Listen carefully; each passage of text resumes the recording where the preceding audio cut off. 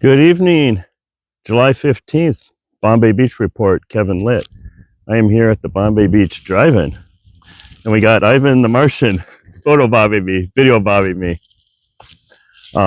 This drive-in was created by some dudes named Stefan.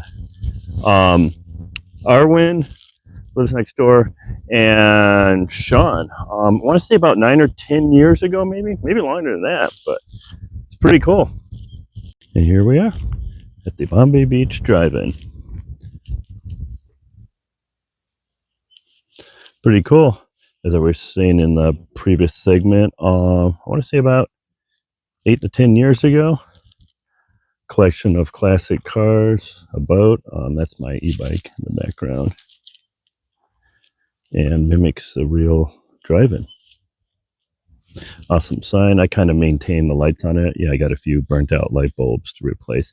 I kind of like to leave a couple of them burnt out just to make it seem more authentic. They're LED, but they still don't last long out here in the heat of the desert. I know LEDs are supposed to last a long time, but the heat's a killer. Here you go. Got kind of a hazy sunset. There must be wildfires somewhere in Southern California. It seems like there always are, but they're starting a lot earlier this year. But yeah, there you have it, the drive-in. And now, a lot of you may have seen this, the Bombay Beach Windmill house. I wish I knew the history on it. Recently got a new paint job. It has an electric motor that turns the windmill blades, but it needs some adjustment because it's kind of noisy, so they don't keep it on all the time. This, along with a lot of other more prominent buildings here in Bombay Beach and elsewhere around the Salton Sea, is shown in Sandy Shores in the video game GTA 5. So there you have it, the Windmill House. One thing I know is it was built decades ago by some dude who I think was a plumber. But I don't remember his name or any other history on it, unfortunately. Well, now look at that. I'm on TV this evening. I've always wanted to be on TV. And I have been on a few news segments regarding the Salton Sea, but yeah, look at this. I am on TV. Is that fucking awesome or what? So yeah, this is the Bombay Beach TVs. It's another one of the more famous installations here. A whole bunch of old TV sets turned into artwork. Pretty damn cool. So let's take a walk. The Bombay Beach TVs are located near the intersection of Avenue G and 4th Street. Pretty cool. I've been talking with, they're not the ones that originally created this, but they recently bought the property, and about doing a combination of lighting these up, but also maybe doing like hiding a rear projection or getting an LED screen, putting it in the TV, and then maybe putting some cloudy glass on it to make it seem authentic, but setting these up so they actually show TV. Anything from random history or documentaries regarding Bombay Beach to maybe even having a hidden camera, and like if somebody walks by or drives by, they would see themselves on TV. So it's something that's in the works. But yeah, pretty damn cool.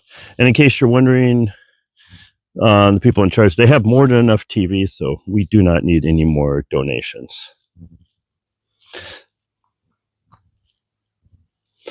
But yeah, there you have it, the Bombay Beach TVs.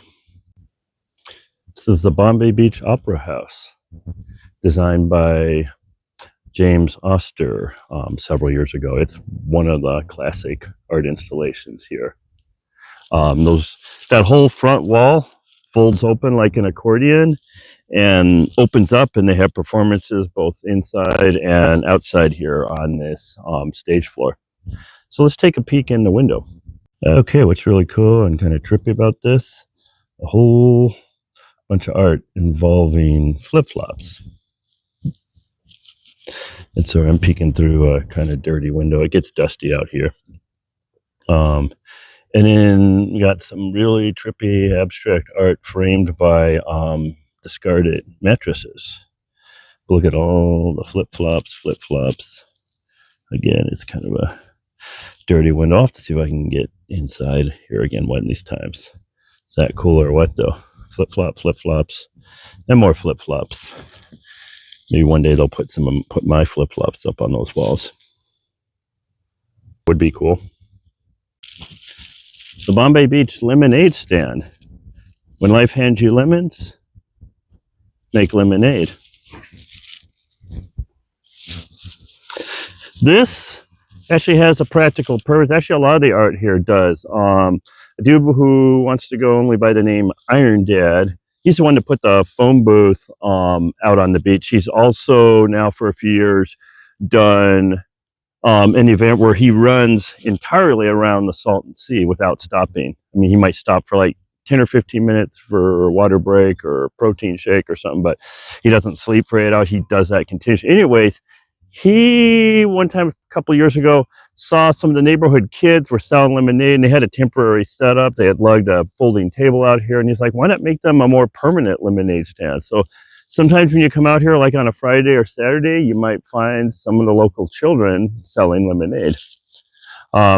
And this again was designed by Iron Dad and built by a combination of Iron Dad and Keith Jones, who is the one that does a lot of the wooden art that I've shown you before, like the porch view, the open house, which is the door, the ski-in 2, the confession booth. But yeah, there you have it. Forgive me, Father Salty, for I have sinned. Oh, wait a minute. I'm not really confessing.